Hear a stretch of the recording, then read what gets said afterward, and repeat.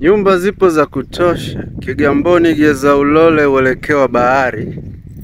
Nipo Kigamboni hapa. Kutoka feri ni kilomita 14 mpaka hapa nilipo. Kuna nyumba hii hapa, nyumba ni mpya kabisa. Nyumba inauzwa. Kiwanja chake kina square mita 600. Unaona, kiwanja chake kimepimwa, kina hati ya wizara. Kigamboni Geza Ulole, mji wa kifahari huu. Mji uliopangika vizuri kwa Kigamboni, mji unaokuja kwa kasi mno. Mazingira ni tulivu, pameshajengeka, uelekeo wa baharini. Kutoka bahari mpaka hapa mita 600 mpaka kwenye bahari, unagusa upepo wa bahari moja kwa moja. Nyumba yetu kama unavyoiona, nyumba iko vizuri. Nyumba yetu ni hii hapa. Imekamilika kwa standard wa hali ya juu. Bati lake ni la kuonekana, usije ukaona labda ni bati la kuficha. Bati ni la kuonekana ndugu yangu, unaona bati hilo hapo. Yes, msauzi huo. Karibu sana. Eneo lipo vizuri, parking ni ya kutosha. Garden ipo pia, electric fence.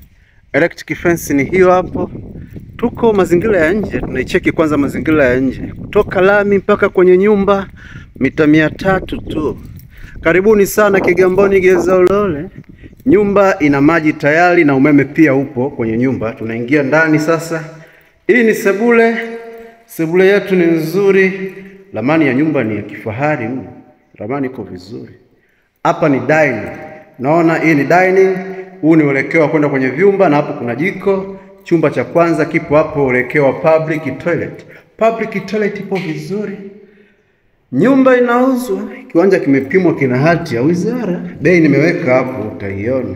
Karibuni sana ndugu zangu. Vyumba vitatu vyote vina madirisha mawili. Unaona? Imejengwa kwa kisasa mno. Tunakwenda kwenye jiko sasa.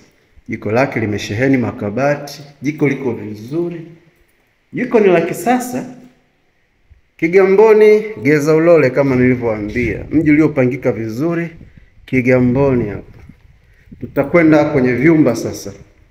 Viwili vilivyobaki ambavyo vyote ni master. Vyumba viwili vyote ni master. Katika vyumba vitatu, viwili vina choo ndani.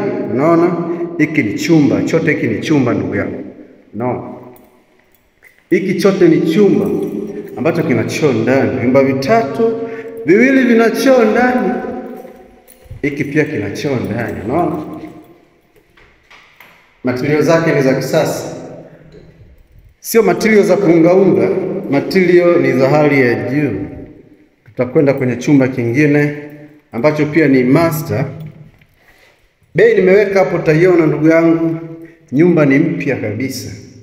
Karibuni sana. Naona hiki ni chumba cha 3 na choo chake ni hiki hapa. Karibu ndugu yangu kwa ofa yako. Usisite kuleta ofa, unasikilizwa ndugu. Karibu sana.